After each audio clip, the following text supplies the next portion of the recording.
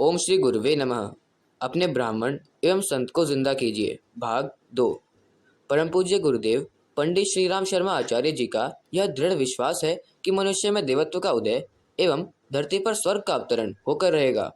मानव में देवत्व के विकास के लिए उन्होंने अपने प्रवचनों उद्बोधनों में समय समय पर प्रकाश डाला है।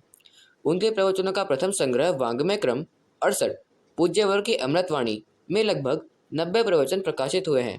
इन्हीं में से एक प्रवचन अपने ब्राह्मण एवं संत को जिंदा कीजिए प्रवचन के कुछ अंश प्रस्तुत पुस्तिका में शब्दतः छापे गए हैं।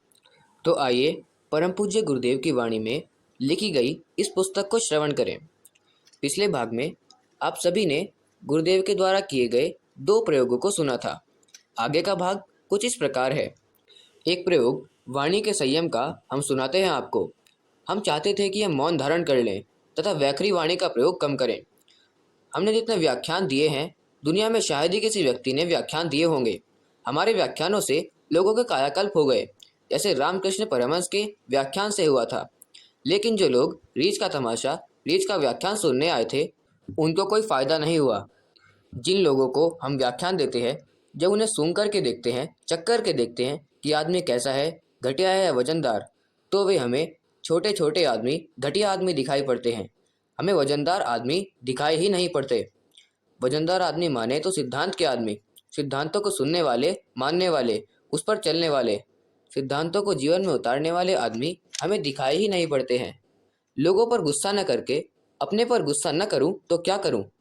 आपको मालूम है, जब आदमी मरने को होता है तो बहुत से आदमी उससे मिलने आते हैं। बहुत सी शक्ति खर्च होती है। कोई कहता है ताऊजी अच्छे हैं, कोई कहता है हमें आशीर्वाद दे दीजिए। इससे बातें करने में बहुत शक्ति खर्च होती है। इसमें भीतरी शक्ति बेहद खर्च होती है। इसलिए हमने विचार किया है कि हम मिलना बंद कर देंगे। हम अपनी वैखरी वाणी को दूसरे काम में खर्च करेंगे। वैखरी वाणी कम हो जाएगी तब पश्चंती वाणी, मध्यमा वाणी का उपयोग करेंगे, ताकि हम ज़्यादा काम कर सकें। बिना बातचीत किए ही ज़्यादा काम कर सकते हैं तथा वातावरण को गर्म कर सकते हैं। बेटे, अरविंद घोष ने, महर्षि रमन ने इस प्रकार का प्रयोग किया था और सारा हिंदुस्तान गर्म हो गया था। वैखरी वाणी के माध्यम से अनावश्यक शक्तियाँ खर्च होती चली जाती हैं। इसलिए मैंने विचार किया कि अब इसका खर्च कम करेंगे। भगवान की शक्ति बहुत है। अब की बार मैंने प्रयोग किया। अब बोलने की बात कम करता जाऊंगा। इस काम में समय को कम खर्च करता जाऊंगा और लोगों से बातें कम करता जाऊंगा। कारण अधिकांश लोग अपनी राम कहानी लेकर आते हैं। अनावश्यक भीड़ आ जाती है और कहती है कि हमारा मन नहीं लगता, ध्यान नहीं लगता। बेकार की बातें लोग करते हैं। यह नहीं कि मतलब की बात करें। बेकार की बातें करने में अब हम समय खर्च नहीं करेंगे। वाणी से बातें नहीं होगी तो क्या आप निष्ठुर हो जाएंगे? नहीं बेटे, हमने ब्राह्मण के बाद संत के रूप में कदम बढ़ाया है।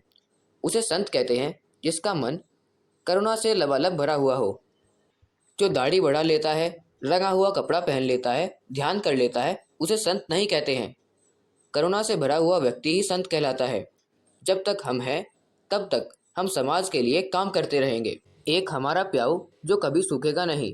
जो पसीने से लथपथ हो गए हैं, थक गए हैं, हमारे प्याऊ पानी हमारी तपस्या में से उनको देते रहेंगे, उन्हें हरा भरा बनाए रखेंगे। आप सब लोग हमारे प्याऊ से पानी पी सकते हैं। ब्राह्मण संत का जीवन चलता रहेगा। हम प्याऊ बंद नहीं करेंगे। हमने एक चिकित्सालय डिस्पेंसरी खोला है। जो भी दुखी हमारे पास आए, हमने उसे छाती से लगाया। उसकी बीमारी का, दुख का बराबर ख्याल रखा है। संत का काम भाव संवेदना का है। हम अपने बच्चे को खिलाना है, बच्चों की देखभाल करनी है, बच्चों को गुब्बारा बांटना है, बच्चों के चेहरे पर मुस्कुराहट देखनी है। ये चीज़ें देखकर हमको खुशी होती है। हम बच्चों के स्कूल चलाते हैं। इसका क्या मतलब है? हमारा अस्पताल चलता है, डिस्पेंसरी चलती है। प्याऊ चलाने से क्या मतलब है? यह आध्यात्मिक बात है। यह संत की बातें हैं। तो क्या आप संत की दुकान बंद कर देंगे? नहीं, बंद नहीं करेंगे। जब तक हम जिंदा हैं, और आगे भी चलता रहेगा। आप लोगों को हमने कई बार कहा है, 1000 बार कहा है कि आपकी समस्याएं हैं, उसे आप लिख कर देवें। आप आधा घंटे भी भगवान का नाम नहीं ले सकते हैं। आप कहते हैं कि हम आपके रास्ते पर चल सकते हैं। बेकार की बातें मत कीजिए। तराजू हमारे पास है। हम जानते हैं, हमारा भगवान जानता है कि आप क्या हैं। इसलिए हमने इस बार यह कहना शुरू कर दिया है कि आप हमारा समय नष्ट करने के बजाय लिख कर के दे दीजिए।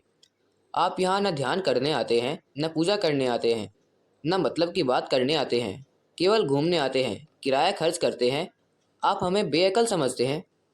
हम आपकी नस नस जानते हैं, इसलिए हमने वैखरी वाणी से बोलना बंद कर दिया है। हमारे गुरु हमसे वैखरी वाणी से नहीं बोलते, पश्चंती वाणी से बोलते हैं, परावाणी से बोलते हैं। आपकी बातों को हमने सुन लिया है और कहा है कि बेकार की राम कहानी कहकर हमारा समय क्यों खराब करते हैं।